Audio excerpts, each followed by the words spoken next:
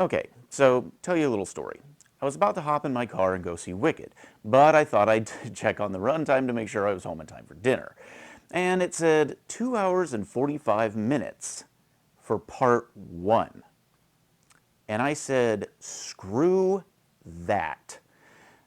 The original Broadway play is beloved by fans, lauded by critics, and it's been playing on Broadway for 20 years. So they must be doing something right, right? And it's 2 hours and 40 minutes long in total. But Hollywood says they can't properly develop the characters and the story without stretching it to 5 hours and splitting it in two. Well, they better tell Broadway that because they've been doing it wrong for 20 years. This just stinks of that bloated runtime, splitting perfectly good and concise stories in half to justify ticket prices garbage that Hollywood has been pulling for years, and I'm sick of it. I'm just done.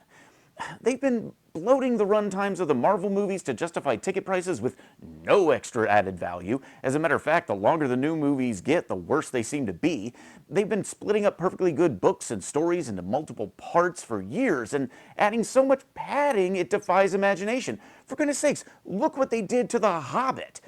They did it with The Hunger Games, they did it with Twilight, as if anybody gives a crap about Twilight, and they did it with Harry Potter and the Deathly Hallows. And yeah, okay, even though that kinda worked, there was so much filler that it did not justify the exceptionally bloated runtime. So, I'm just done with this crap.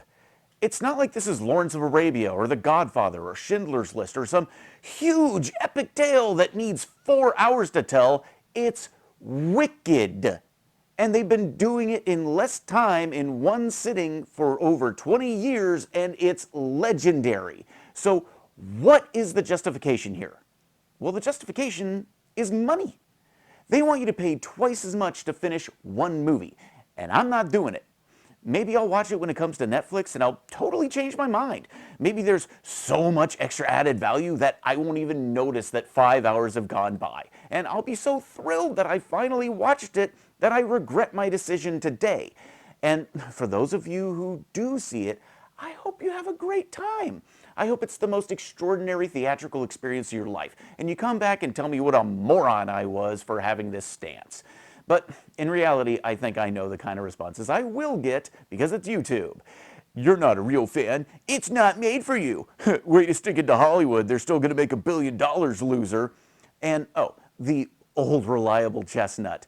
You just don't want to see it because the lead is black, you racist. And, excuse me? But she is green and proud. You check your privilege. Hashtag green pride. But, okay. Go ahead, pile on. Insult me all you want. You don't start a YouTube channel if you have thin skin. But I'm not going to pay twice for a story I should have had done in one. So go see it if you want. I hope you have a great time. And in 2 years after I watch it on Netflix, we'll talk. But until then, happy viewing.